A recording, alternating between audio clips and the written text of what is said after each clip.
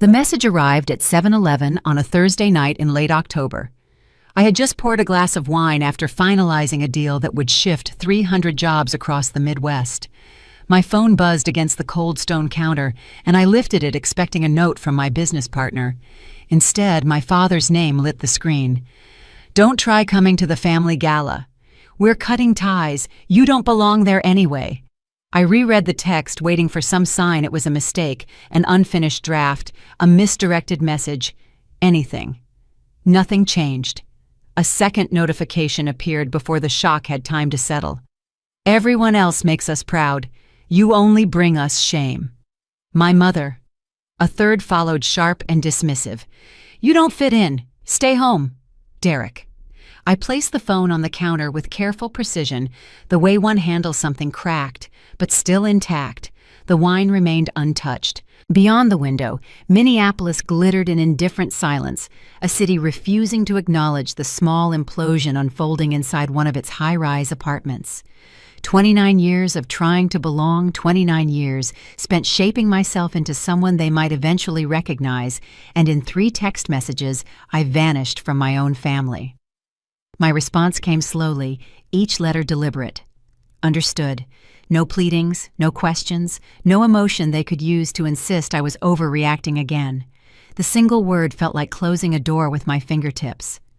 The family gala had once been simple, a Thanksgiving gathering with extended relatives. Derek turned it into something else entirely, an annual stage for investors and clients, a place where the Marlowe family performed success with rehearsed smiles and curated anecdotes. It had become their pride, their proof, their chosen narrative, and I had just been written out of it. Humiliation should have broken me. 10 years earlier it would have, but distance and work had hardened something quiet inside me, something I didn't know I was building until they tried to take it away. Still, the rejection ached, not because I needed their party, but because it confirmed what had always lived beneath the surface. I had never belonged in the story they told about themselves. The instinct to reach for the phone returned in a sharp wave. Part of me imagined confronting my mother, demanding she explain why her daughter, successful, stable, self-sufficient, had become the family's source of shame. Another part pictured pressing Derek for an honest reason rather than the usual deflection. Neither impulse made it past the level of imagination. Experience had already taught me how those conversations ended. Accusations twisted into misunderstandings. Pain diluted into "you're too sensitive." Every attempt turned into proof that I was difficult. I refused to hand them another scene to rewrite. The night folded around me quietly. I went to bed early and unexpectedly slept well. There's a strange relief that comes from no longer pretending a door is open when it has always been locked. Morning arrived with a different kind of noise, 17 missed calls. A voicemail from my father. Several attempts from Derek. 2 from my mother. I watched the icons blink on the screen, then slid the notifications away one by one. Whatever explanations they had cobbled together in the dark didn't deserve space in my morning. My work filled the hours that followed. It always did. Supply chain analytics didn't charm most people, but the logic of movement and pattern had been a refuge for me long before it became a career. Systems didn't play favorites. Data didn't ignore you. Algorithms didn't ask you to shrink so someone else could shine. 2 years earlier, I had sold my startup to a logistics conglomerate for $40 million. That sale had funded Windermere the $30 million lake house the press wrote about for weeks. I bought it not as a trophy but as a boundary, a place untouched by the hierarchy that had shaped every corner of my childhood. My family dismissed the achievement with the same word they used for everything I built: luck. Derek said it first. My mother changed the subject. My father said nothing. Silence from him always carried more weight than criticism. Standing in my kitchen now with coffee cooling between my hands, I understood the subtext of those messages more clearly than I had the night before. The gala wasn't about family. It was about optics, about the image they curated, where Derek flourished and the rest of us arranged ourselves to support his shine. My presence didn't enhance the picture they feared, it distorted it. But there was something else in the timing, something that didn't align. The gala was still weeks away. They didn't need to exile me so abruptly unless something behind the scenes was unraveling. The thought lingered long after I set the mug down. I worked through the following days the way one navigates a storm, attention-sharp emotions tethered. But at night, the texts replayed themselves, the cruelty in their phrasing too deliberate to ignore. The timing still bothered me. Something had shifted inside their world, and they were closing ranks. When the truth finally surfaced, it carried the weight of every suspicion I'd buried. And it began ironically with paperwork addressed to me, paperwork for a debt I had never agreed to take on. I didn't cry over their messages. I want to be clear about that. The version of me who would have asked what I'd done wrong no longer existed. Distance had taught me a truth I wish I'd learned earlier. Some families love the idea of you, not the reality, and some only love you when you're useful. I archived their messages in a folder titled Family. Then I moved forward because grief over people who never saw you is a luxury that only delays the life you were meant to build. Their next move came soon after, and unlike their texts, it wasn't just cruel, it was criminal. If you want to understand the decisions I made later, you have to understand the quiet architecture of my childhood, the way loyalty was expected, how affection was rationed, and how a single child became the axis we all revolved around.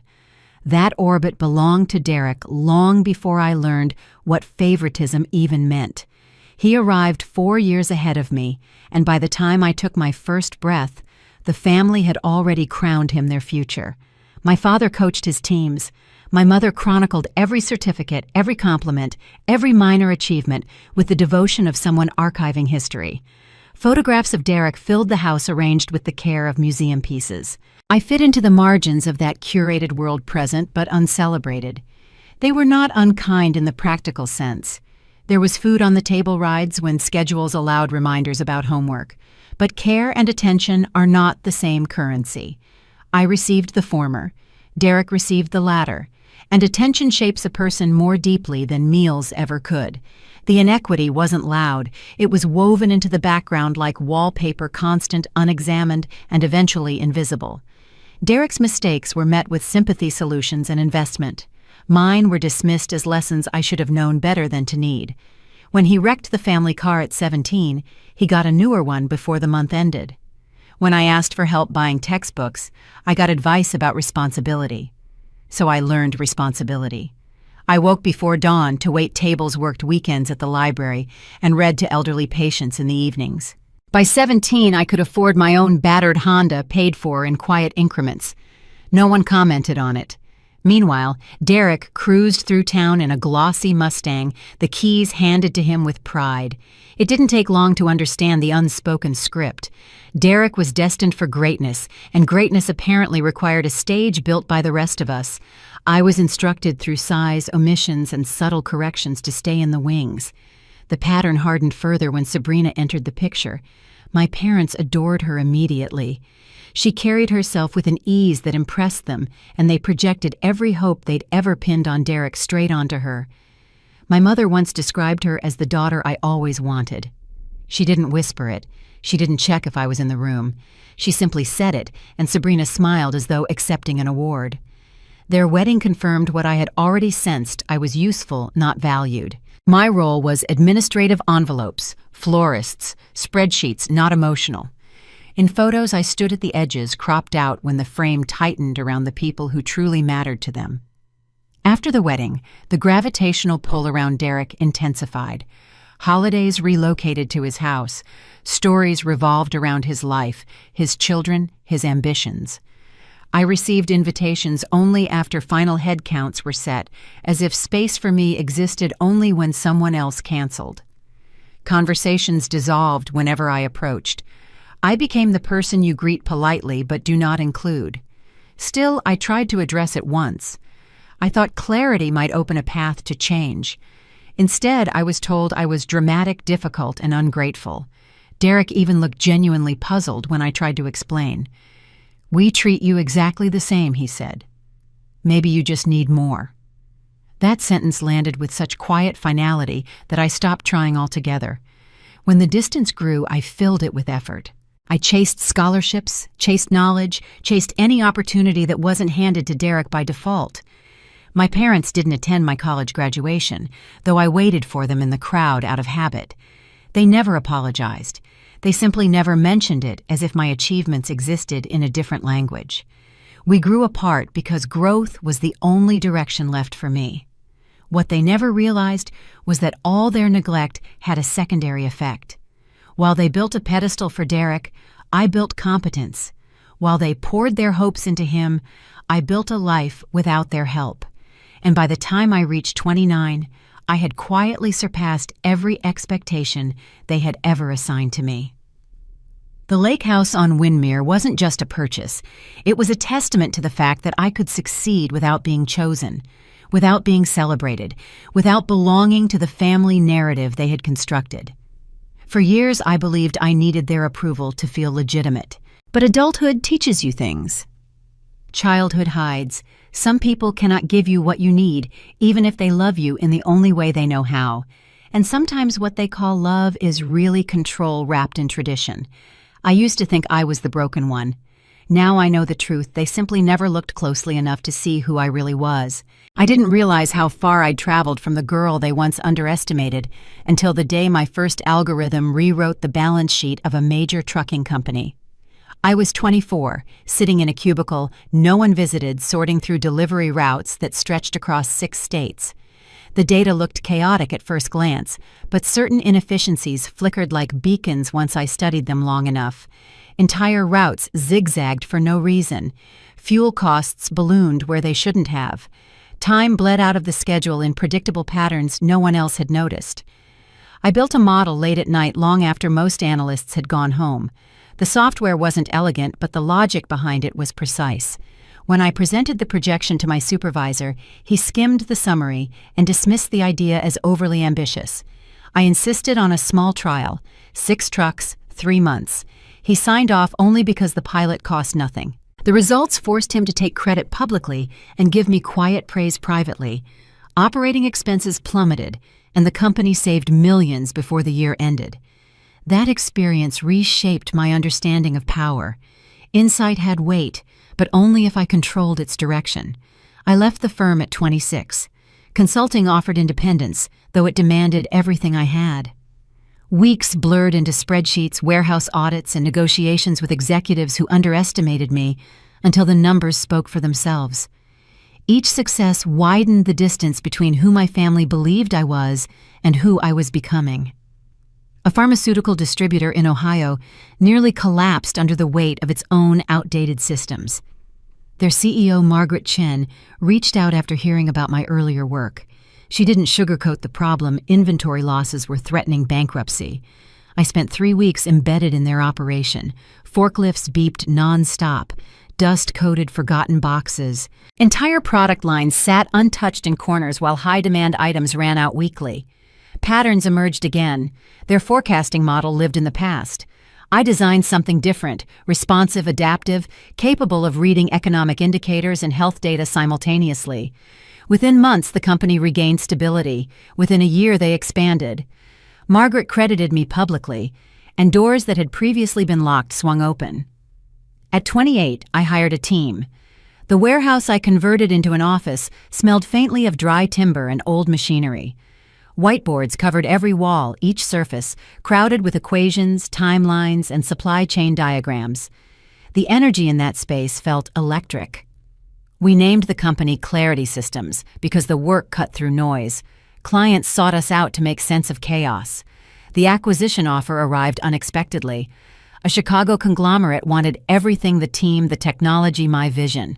Negotiations took months, and every clause was a battle. When the contract was finally signed, $40 million appeared in my account. Silence followed.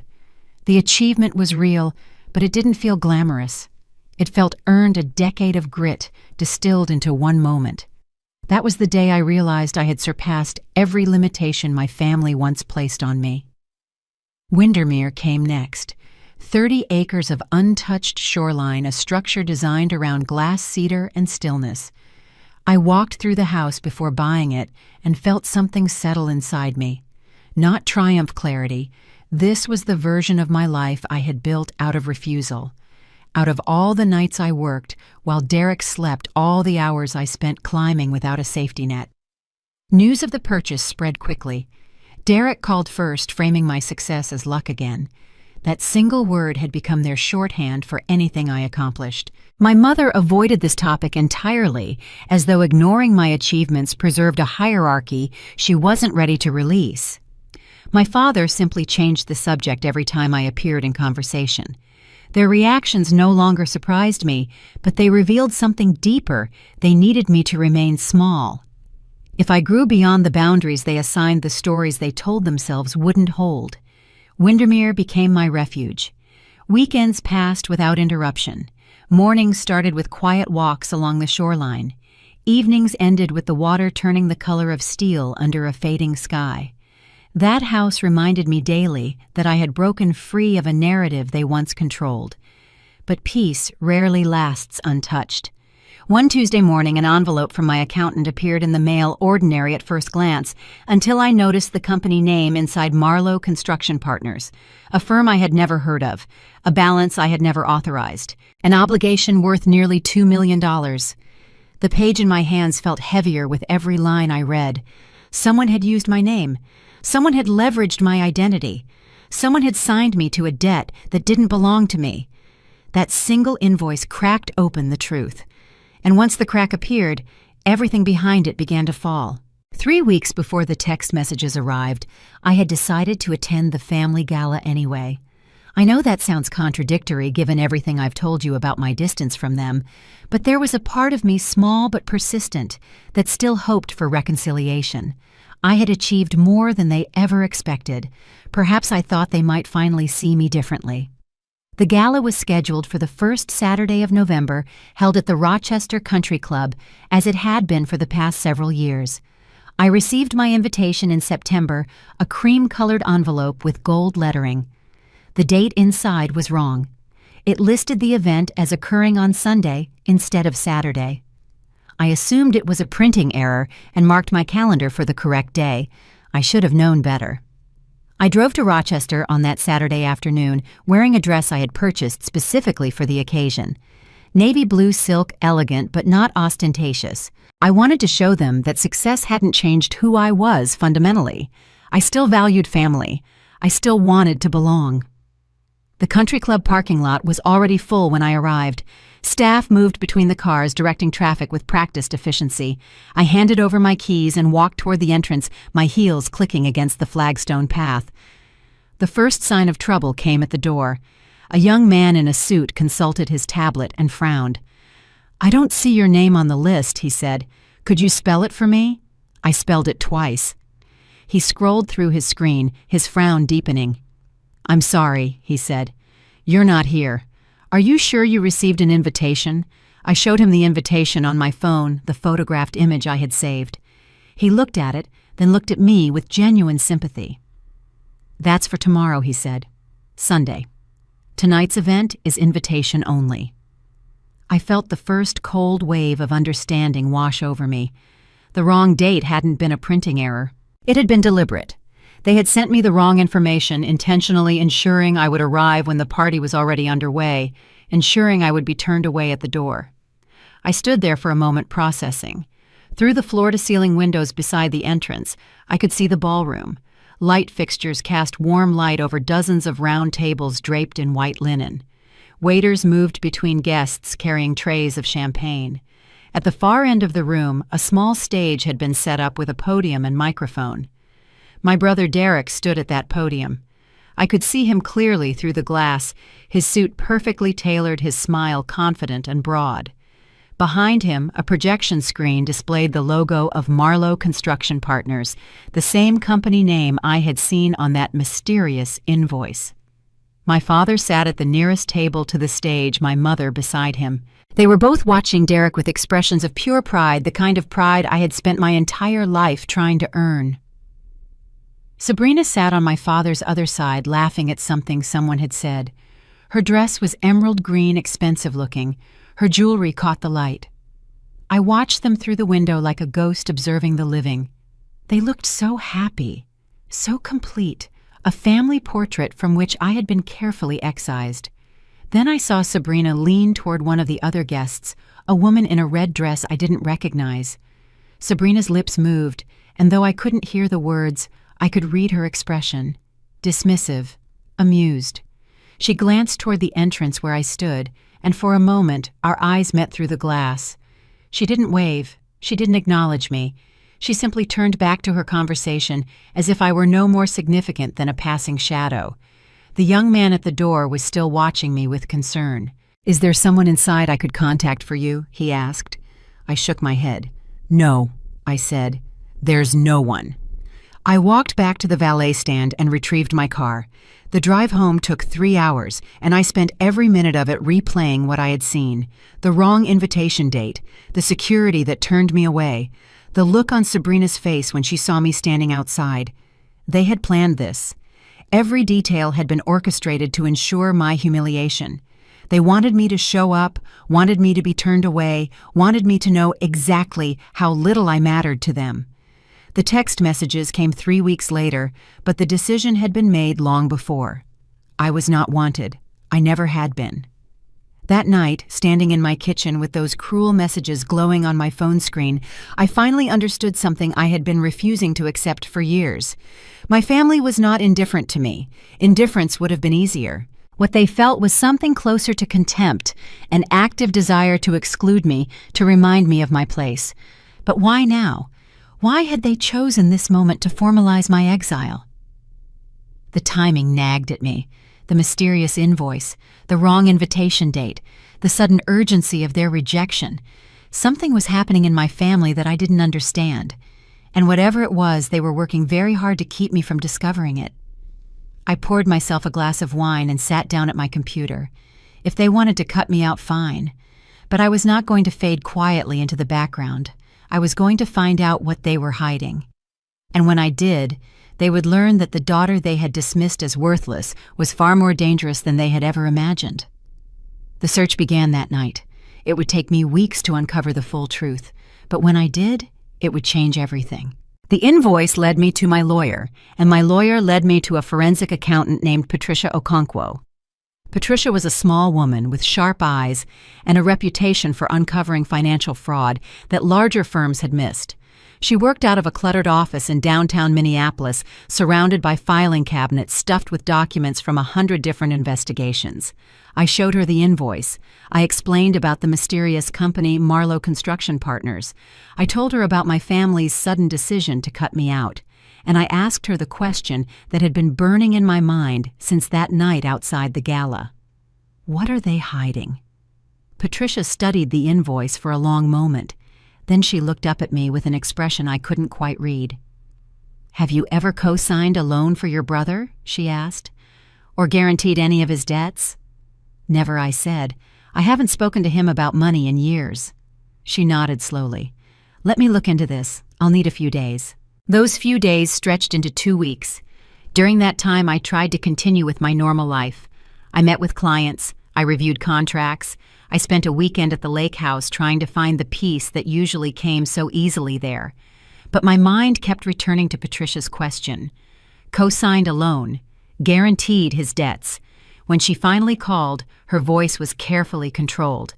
The way a doctor sounds when delivering bad news they've seen too many times before. "You need to come to my office," she said. I found something. I arrived within the hour.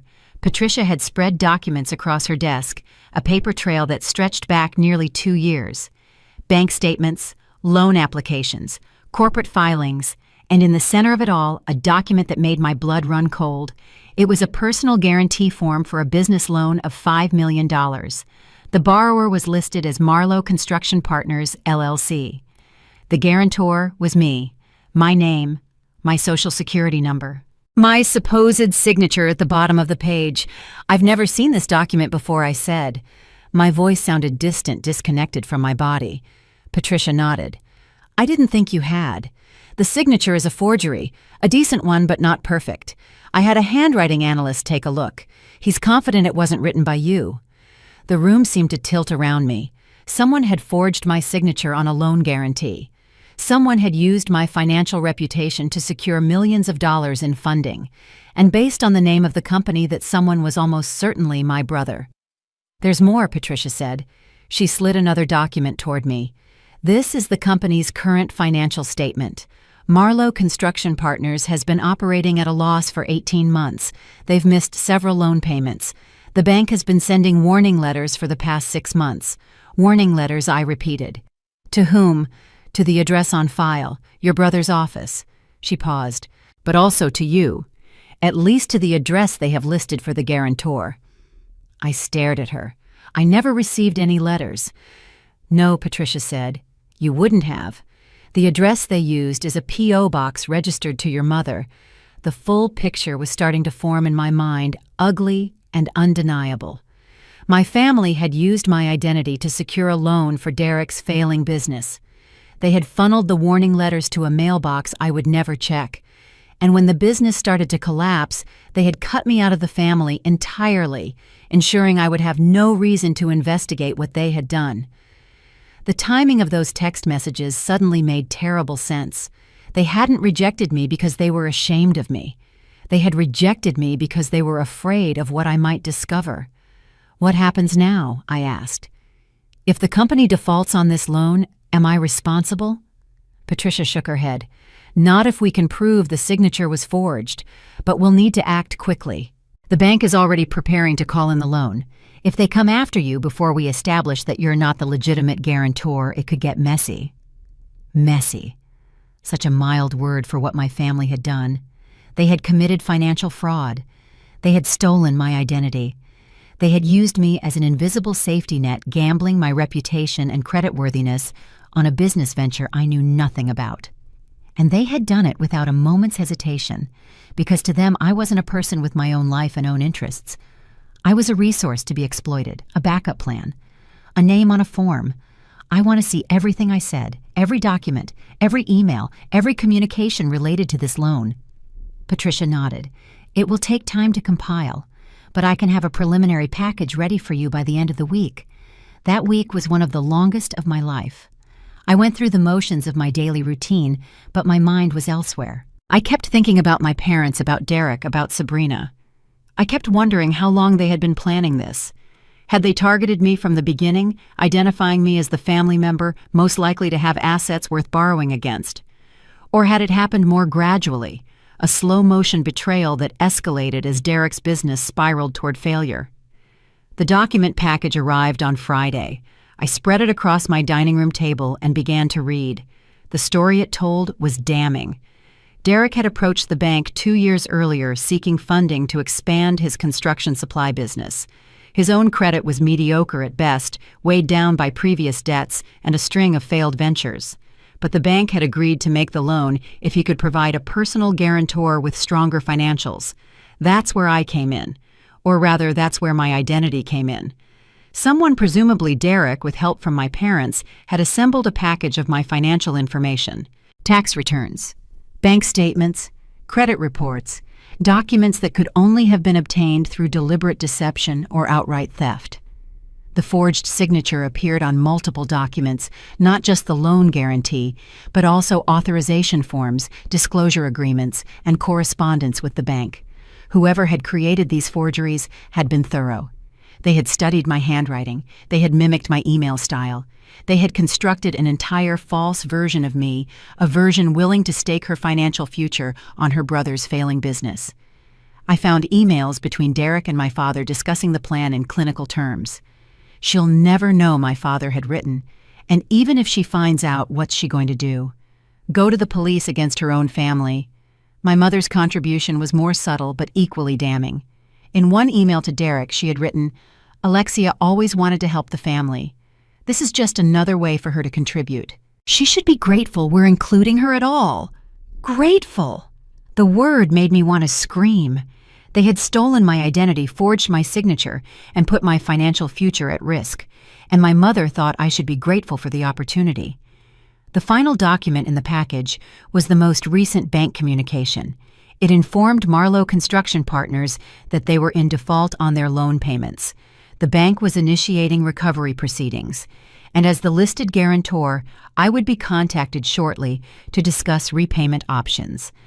I sat at my dining room table until well past midnight, reading and rereading those documents. The betrayal was complete, total, absolute. My family had not just excluded me from their lives. They had tried to use me as a financial sacrifice, a scapegoat for their own failures. But they had made one critical mistake. They had underestimated what I was capable of when pushed too far. The morning after I read those documents, I made 2 phone calls. The first was Patricia Okonkwo. The second was to a corporate attorney named Marcus Webb, a partner at one of the most respected firms in Minneapolis. I had worked with Marcus before during the sale of Clarity Systems. I trusted his judgment and his discretion. We met at Marcus's office that afternoon. Patricia joined us, bringing her complete file on the forgery investigation.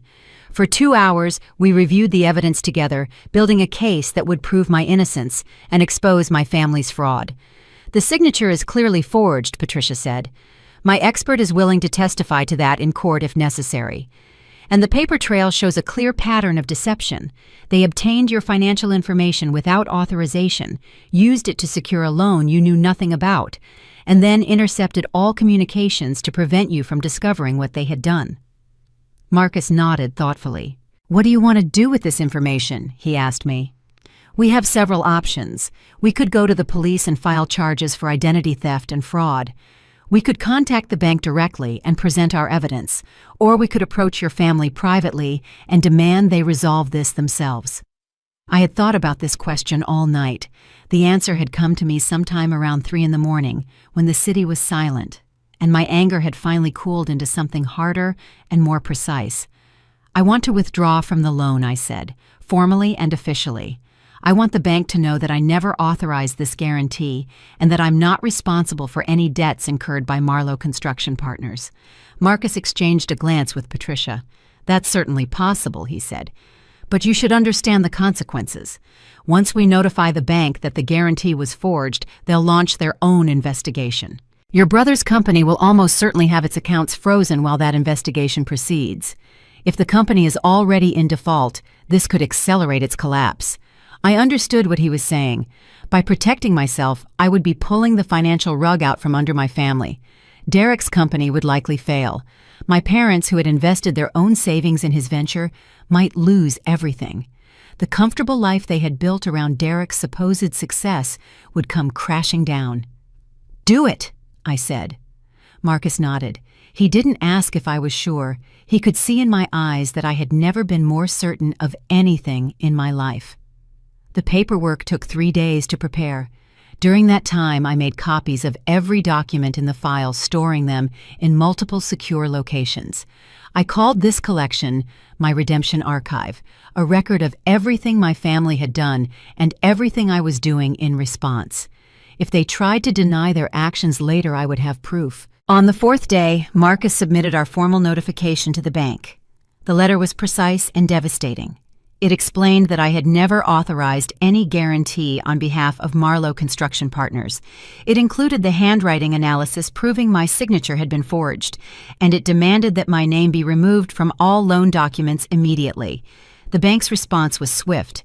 Within 48 hours, they had frozen Derek's company accounts pending a full investigation. Marcus received a call from the bank's legal department confirming that they were taking our allegations seriously. They would not pursue me for any debts owed by Marlowe Construction Partners. I was safe. My finances were protected.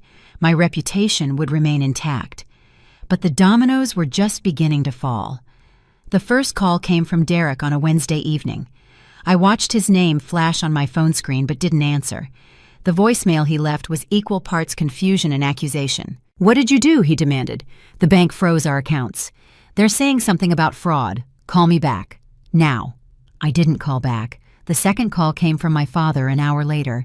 His voice was tighter, more controlled. "Alexia," he said, "I don't know what you think you're accomplishing, but this is a family matter. We need to discuss this privately. Call me." I didn't call back. The third call came from my mother. She didn't leave a voicemail. Instead, she sent a text message. One word: ungrateful. I saved that message.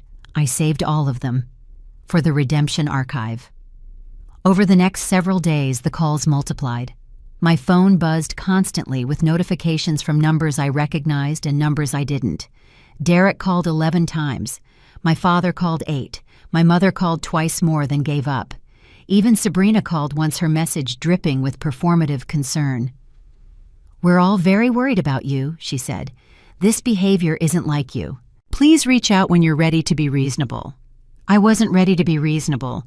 I wasn't sure I ever would be again. The most revealing call came from Derek's accountant, a man named Stephen Hargrove. I had met him once years earlier at a family dinner. He had seemed competent and unobtrusive, the kind of professional who stayed in the background and kept the numbers in order. His voicemail was frantic. "Ms. Marlowe," he said, "I don't know exactly what happened, but the company is in serious trouble. We're looking at default within 60 days if we can't restore access to our accounts. I understand there may have been some misunderstandings about the loan documentation. I'm hoping we can clear this up quickly. Please call me at your earliest convenience." Misunderstandings. What a careful word for forgery and fraud. I didn't call Stephen back either, but I did forward his message to Marcus, adding it to the growing file of evidence. Every panicked voicemail, every accusatory text, every desperate plea confirmed what the documents had already proven. My family had built their house of cards on my stolen identity, and now that house was collapsing. I spent that weekend at the lake house watching autumn settle over the water. The trees had turned gold and crimson, their reflections shimmering on the surface of the lake. I sat on my dock for hours thinking about everything that had happened. The betrayal, the forgery, the systematic exploitation that my family had practiced for years without my knowledge. I should have felt victorious. I had protected myself. I had exposed their fraud. I had turned their scheme against them. But victory wasn't what I felt. What I felt was something closer to grief. The loss of something I had always known wasn't real, but had hoped might become real someday. The final death of the family I had wished for, but never actually had. The water lapped gently against the dock. The wind moved through the trees with a sound like whispered secrets, and somewhere in Rochester my family was watching their carefully constructed world fall apart. I didn't feel sorry for them, but I didn't feel happy either. I felt free. The full scope of the crisis became clear on a Monday morning, 1 week after Marcus submitted our notification to the bank. I woke to 78 missed calls on my phone. 43 were from Derek, 22 were from my father, 8 were from my mother. 5 were from numbers I didn't recognize, which I later learned belonged to various attorneys and accountants connected to the family business. There were also 11 voicemails. I listened to each one, taking notes as the story unfolded. The bank had completed its preliminary investigation. They had confirmed that my signature on the guarantee documents was indeed forged. This meant that the loan was now unsecured, lacking the financial backing they had been counting on. The bank was demanding immediate repayment of the outstanding balance. If Marlowe Construction Partners couldn't pay, they would pursue legal action against Derek personally. The amount due was $4.3 million. My father's voicemail was the most telling. His voice cracked as he spoke, stripped of its usual authority. "Alexia," he said, "I know we've had our differences. I know things haven't always been fair. But this is your family. Your brother could lose everything. Your mother and I could lose our home. Please, just call us back. We can work this out." Derek's voicemails evolved over the course of the night, shifting from angry accusations of sabotage to desperate pleas for understanding. The final message, left at 4:17 in the morning, was barely coherent. "You have to fix this," he mumbled. "I don't understand why you're doing this. We're family. Family." The word had never sounded more hollow. I chose not to return any of the calls. Instead, I went to work. I had a client meeting that morning, a routine review of logistics optimization for a retail chain based in Wisconsin. The work was straightforward, the kind of analysis I could do almost automatically, but it grounded me. It reminded me that I had built a life outside of their chaos, a life that would continue regardless of what happened to them. That afternoon, I received a different kind of message, an email from an address I didn't recognize with a subject line that made my heart skip. "From your Aunt Eleanor, regarding the family situation." Eleanor was my mother's younger sister. She had married a dentist in Duluth and moved there 30 years ago, maintaining only minimal contact with the rest of the family. I had always liked her during our rare interactions. She seemed more genuine than the others, less invested in the status competitions that defined Marlowe family gatherings. Her email was brief but significant. "Dear Alexia," she wrote, "I've heard some troubling things about what's happening with Derek's business. I've also heard some troubling things about how your name got involved. I think there's information you should have. Can we meet?" I replied within the hour, suggesting a coffee shop midway between Minneapolis and Duluth. She agreed to meet me the following Saturday. The days between felt interminable. My phone vibrated constantly with notifications. New voicemails accumulated, but I let them all roll to archive. My father sent a series of increasingly desperate texts. "Your mother is having chest pains from the stress. If something happens to her, it will be on your conscience." I recognized the manipulation for what it was. My mother had always weaponized her health during family conflicts. I remained firm in my decision to avoid contact. Saturday arrived cold and clear. I drove north through rolling farmland, watching the landscape gradually shift from agricultural plains to dense pine forests. The coffee shop Eleanor had chosen was a small place on the outskirts of a town I had never heard of. Eleanor was already there when I arrived, sitting in a booth near the back with a manila folder in front of her. She stood to hug me, and I was surprised by how tightly she held on. She had aged since I last saw her, her hair silver now instead of the auburn I remembered. But her eyes were still sharp, still kind. "Thank you for coming," she said as we sat down. "I know this must be confusing." I gestured at the folder. "What is that?" She sighed. "Things I probably should have shown you years ago, but I didn't want to get involved. I told myself it wasn't my place." She paused. I was wrong. She opened the folder and began to spread documents across the table. Emails she had printed, text messages she had screenshotted, notes from conversations she had overheard at family gatherings.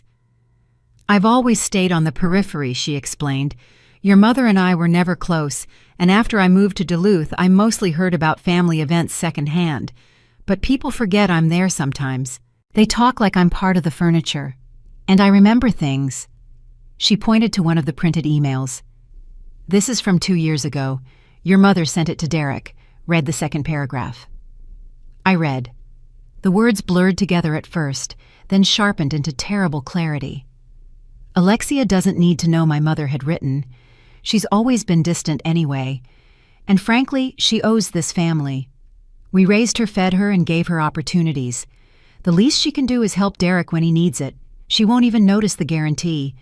By the time she finds out the business will be profitable and we can pay off the loan. No harm done. No harm done." As if stealing my identity was a minor inconvenience, as if betraying my trust was a reasonable price to pay for their ambitions. "There's more," Eleanor said. She showed me text messages between my father and Derek discussing how to obtain my financial records. She showed me notes from a phone conversation where my mother had coached Derek on how to forge my signature. She showed me a draft of the guarantee document with practice versions of my name scrawled in the margins. They had been so thorough, so deliberate. This wasn't a moment of desperation or a single bad decision. This was a coordinated campaign of fraud planned and executed over months. "Why are you showing me this now?" I asked. Eleanor looked at me for a long moment. "Because you deserve to know the truth," she said.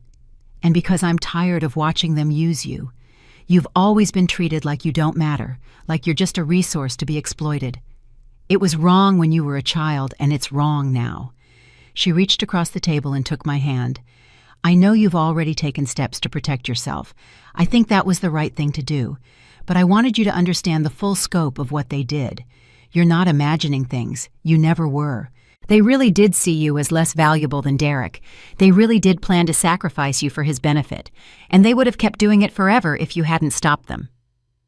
I looked down at the documents spread across the table. Evidence of a betrayal that stretched back years, decades even. The systematic devaluation of my worth documented in my family's own words. I didn't cry. I had moved beyond tears.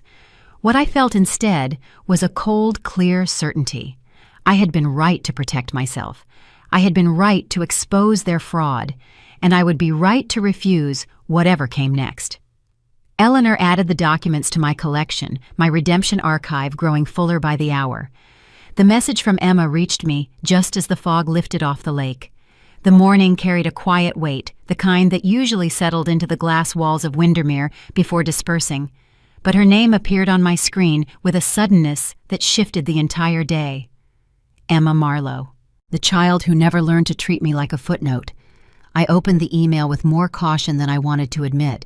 "I don't know what's happening with my parents," she wrote. "No one will tell me anything. But if you're not mad at me, could you show me how computers work? I want to learn, and you're the only person I know who knows these things." A small thing, a simple question. Yet it landed deeper than any apology my parents had ever offered. I reread her words while standing barefoot on the deck. Wind brushed across the lake, stirring faint ripples into motion. For weeks, I had been bracing myself against every update from attorneys, accountants, investigators, each message an echo of the betrayal I was still cataloging. Emma's note felt like something from a different world entirely. I answered before doubt had the chance to gather.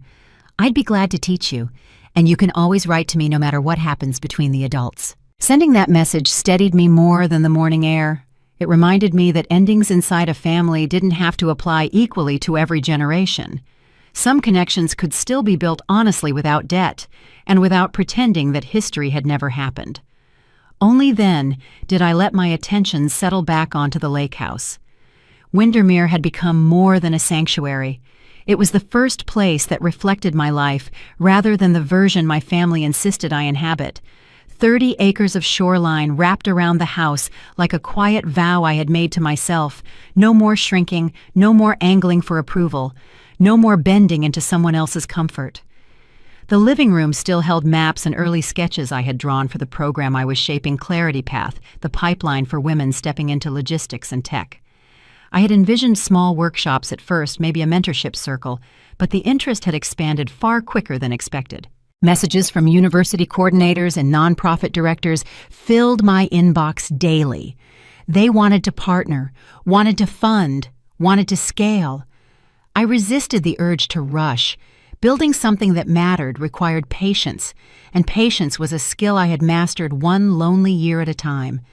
When I stepped outside again, the lake was turning brighter under a widening sky. This land had been mocked by my family as extravagant, unnecessary a showpiece I bought only to flaunt success. They never understood that Windermere wasn't a symbol, it was a boundary, a physical and emotional perimeter that no one could cross without invitation. I had earned that perimeter by refusing to let their limitations shape my future. The first call with Emma happened that evening. She appeared on my screen with a shy, unsure smile, as though afraid her parents' decisions had somehow disqualified her from speaking to me. "I hope this isn't weird," she said. "It isn't," I replied. "You're learning something new. That's never weird." Her relief was immediate. We talked about beginner coding exercises. I showed her how simple logic worked. She asked a dozen questions, each one sharper than the last. 10 minutes turned into an hour. When we ended the call, she waved with a kind of sincerity I hadn't seen from a Marlowe in a long time. After closing my laptop, I sat on the floor beside the panoramic windows. The lake reflected the steady drift of clouds, every shape mirrored with precision. When I inhaled something unknotted in my chest, something that had been tight since the night of the forged loan guarantee, it struck me then gently but unmistakably that healing didn't always come from justice or confrontation. Sometimes it arrived through small, untrained hands reaching forward without pretense. Emma didn't want anything from me except knowledge. No manipulation, no expectation, no entitlement. She asked for guidance the way a child is supposed to, without assuming the world owes her answers. Over the next week, our calls became routine. She sent screenshots of tiny programs she wrote after school. I corrected her errors, praised the clean lines she managed on her own, and watched her curiosity take shape. Each message felt like proof that cycles didn't have to repeat if someone bothered to step outside them. Meanwhile, the silence from my parents deepened. They didn't reach out. They didn't ask about the bank. They didn't attempt apologies or strategies or emotional ambushes. Their absence was complete, and surprisingly, it didn't sting. It simply clarified what I already knew. Some relationships collapse because they were hollow from the start. Windermere soaked up the quiet. Days passed without interruption. I walked the trails behind the house during late afternoons, letting the crunch of leaves underfoot remind me that change was natural, inevitable, and often overdue. Nights were spent drafting materials for Clarity Path modules about forecasting systems, architecture, freight optimization. Work that had nothing to do with my family and everything to do with the women who would follow after me. On the Friday before my next meeting with Marcus, I returned to the dock with a cup of tea. The water had darkened under an early evening sky, reflecting streaks of dusk like brushed metal.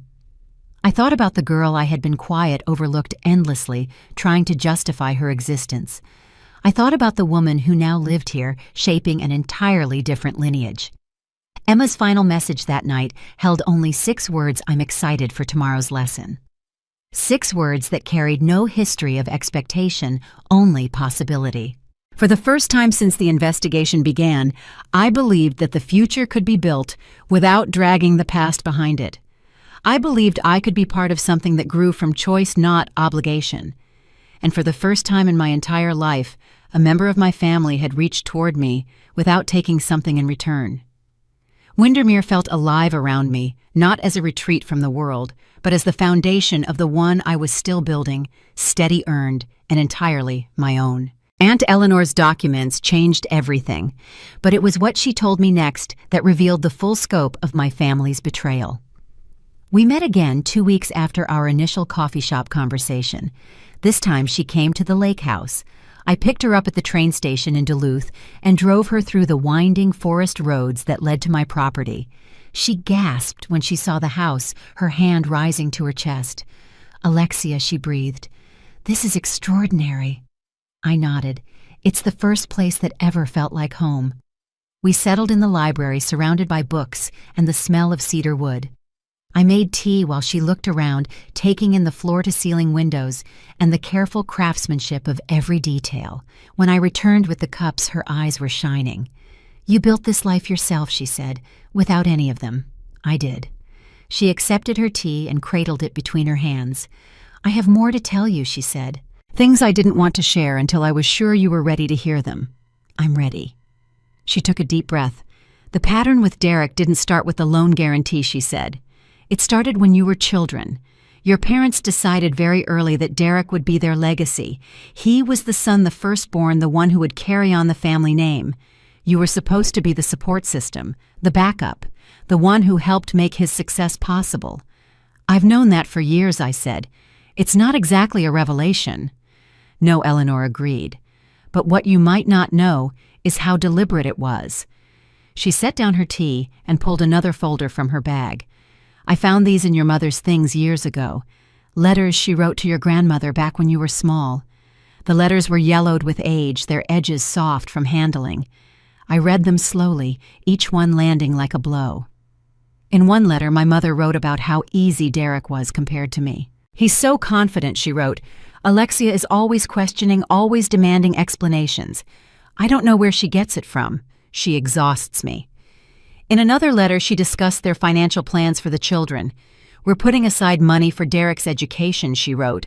"Alexia is smart, she'll probably get scholarships. And if not, she can work her way through like I did. Derek needs more support, he's more sensitive." The letters continued through my childhood and adolescence, documenting a systematic preference that I had always felt but never seen in writing. "Derek gets my attention because he needs it more. Alexia is so independent it's almost cold. I worry she doesn't really love us like a normal daughter should." A normal daughter. As if I had been some kind of deviation from the expected pattern. As if my independence was a character flaw rather than a survival mechanism. The worst letter came from just after my high school graduation. I read it 3 times before I could fully absorb its meaning. "We didn't go to Alexia's ceremony," my mother wrote.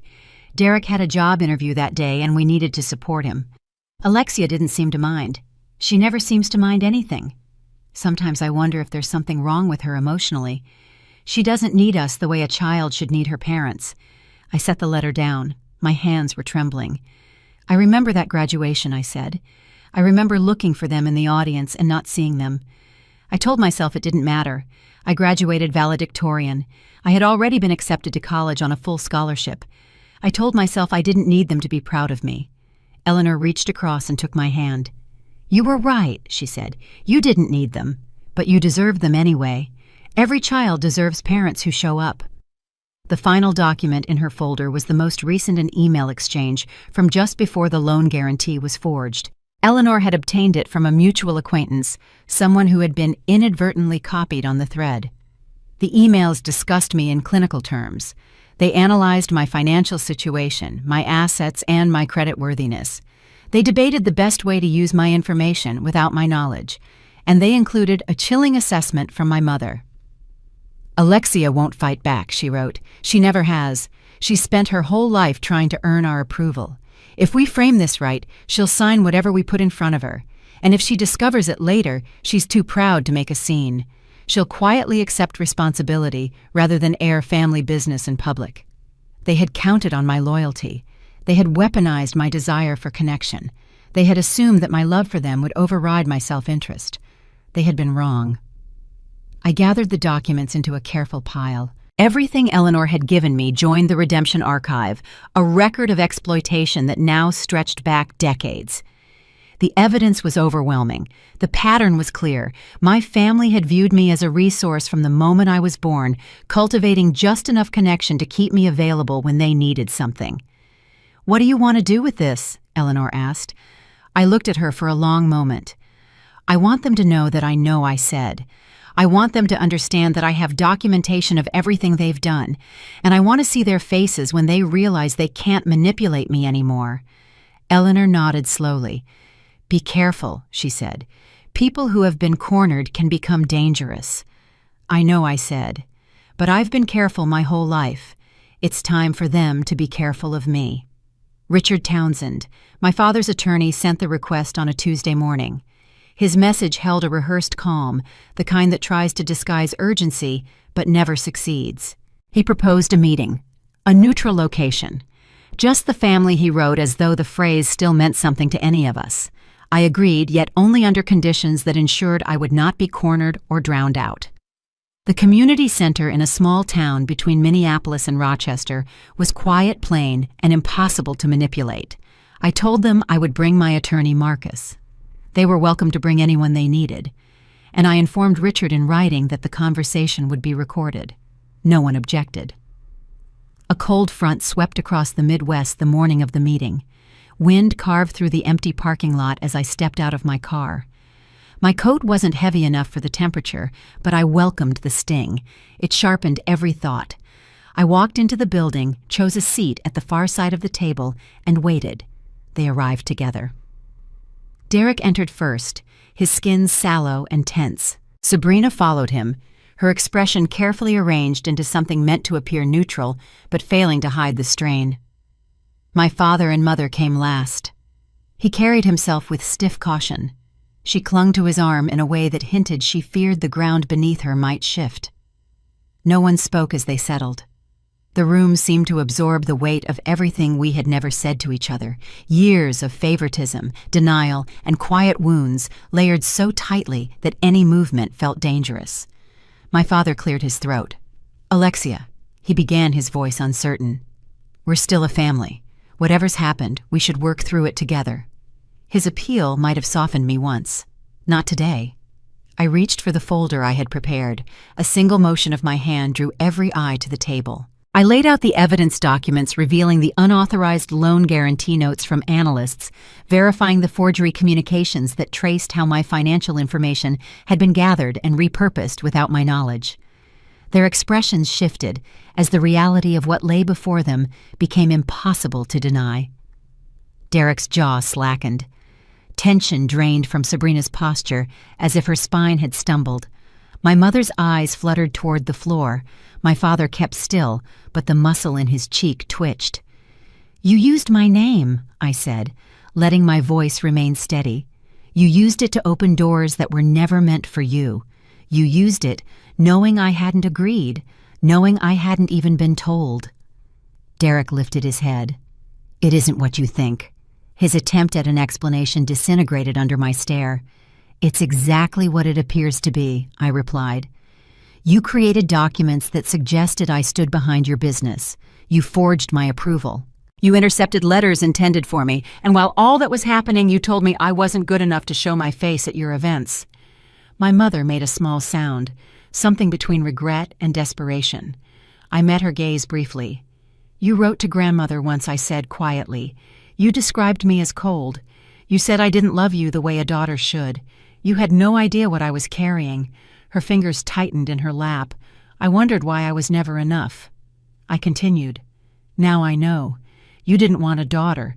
You wanted an asset, someone reliable, someone quiet. My father's veneer cracked. We were in trouble, he said, leaning forward as if proximity could soften the truth. Your brother's company needed support. We thought things would turn around before you ever had to know. We made mistakes, Alexia, but we're facing ruin now. Everything we saved, everything we built, it's slipping away. Please, consider helping us. A long pause unfolded. It was the kind of silence that pressed against the ribs. No, I said. The refusal landed simply without theatrics. I kept my voice even. You're asking me to carry responsibility for choices I didn't make. You want me to rescue a business that never should have existed in its current form. You want access to resources you never contributed to. And you want me to forget the way you cut me out the moment it suited you. Derek bristled. You always thought you were above us. That was never true, I answered. All I wanted was to stand on the same ground. You couldn't tolerate that. I gathered the documents into the folder, aligning the edges with deliberate care. The gesture steadied me more than any breath could. My boundaries are not up for negotiation, I said. I won't sign anything for you. I won't invest in Derek's company. And the lake house is off limits. It's not an extension of the Marlowe estate. It's not a bargaining chip. It's the only place in my life that exists without your fingerprints on it. Sabrina's composure faltered. Alexia, be reasonable. This meeting is concluded, I said, rising. Marcus stood as well, his presence calm but unmistakably firm. All further communication will go through my office, he added. I walked toward the exit. Something compelled me to stop at the doorway. One last truth waited behind my teeth. You once asked why I never seemed to need anyone. I said, turning only enough to see their silhouettes. You decided very early that affection was conditional. I learned to survive without it because that was the only way to remain intact. None of them spoke. No one moved. I spent years loving you, I said softly, deeply, quietly, constantly. You taught me that love was something earned through usefulness. I don't live by those rules anymore. The room held its breath as I stepped out. Cold air swept across my face the moment I reached the parking lot. Wind cut through the branches above me, carrying the first hints of winter, sharp, honest, unadorned. The season had changed, and so had I. News of the collapse reached me before my family managed to call.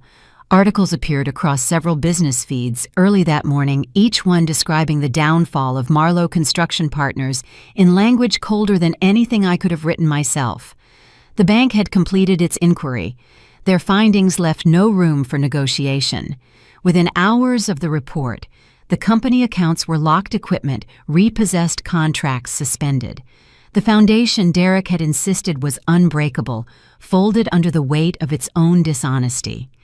His name surfaced repeatedly in those articles, never as a visionary, never as an entrepreneur, only as a man under investigation for forging a financial guarantee he had no authority to use.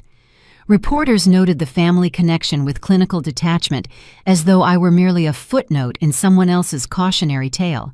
I read every line without feeling the victory that strangers might have expected. Something else took its place, a quiet absence where anger used to live. The legal process advanced quickly once the bank formalized its complaint. Prosecutors prepared charges for fraud, identity theft, and conspiracy. My parents appeared in the preliminary documentation as individuals who facilitated access to confidential information, though investigators focused first on Derek, who had orchestrated the scheme. Watching the case gather momentum felt like observing a distant storm, loud, consuming, but no longer capable of reaching me. Sabrina reacted faster than anyone. Her divorce filing arrived in early December, wrapped in accusations about Derek's judgment and labeled with the urgency of someone desperate to detach herself before the damage spread. She demanded custody assets and whatever remnants she could salvage. Derek's name, once a badge my parents polished, had become something she treated like a stain. My mother called days later. Her voice sounded unfamiliar, as though it had traveled through too many nights without sleep. She tried to explain decades of choices by framing them as burdens she had carried alone. Derek's fragility, his endless needs, the pressure of molding 2 children into lives that made sense to her. She insisted none of it had been meant to harm me. She simply did her best. I listened until the justifications circled back to the same place they always lived. "I'm not angry anymore," I told her. "I'm just done sacrificing myself." Her breath caught. I ended the call before guilt could find a foothold it hadn't earned. My father communicated differently. A letter arrived at my Minneapolis apartment, the envelope thin but heavy with confession. He wrote about the scarcity that shaped his childhood, how every risk felt like a threat, how every setback echoed that earlier poverty. Fear, he insisted, had driven him to protect Derek at all costs. Supporting a son he believed too fragile for the world seemed like an urgent, unquestionable duty. I read his words while the evening light thinned across my living room floor and realized he wasn't asking for forgiveness. He was asking to be understood. Nothing in his explanation softened what had been done. It only clarified the lineage of fear he had chosen to pass down. His apology occupied the final paragraph spare and resigned. "We failed you. I don't know how to repair it. I'm sorry for the choices, not the consequences." I folded the letter carefully and placed it in the redemption archive. Some truths belonged there more than anywhere else. January brought another shift. The house my parents had lived in for nearly 4 decades went up for sale. Their remaining savings couldn't support the mortgage once Derek's business income evaporated. The neighborhood looked exactly as it had when I was 10 quiet streets and trimmed hedges, but the home they'd treated as a monument to Derek's future now sat hollow. I drove past only once. Frost coated the yard and the windows reflected nothing. I didn't slow the car. By the time spring arrived, prosecutors had finished their review. Derek faced a string of charges that would follow him for years, perhaps longer. My parents retreated into a modest apartment funded by Social Security and whatever limited resources creditors hadn't already claimed.